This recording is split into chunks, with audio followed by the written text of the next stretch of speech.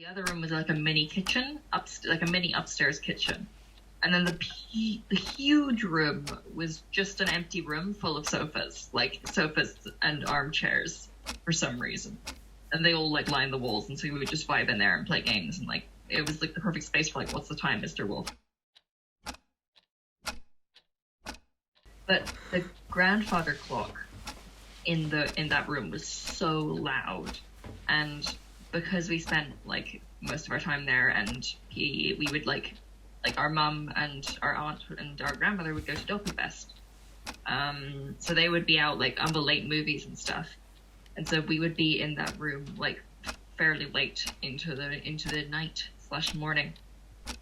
And I remember just the like eerie quiet of like being alone in like a huge house with like a deafening grandfather clock.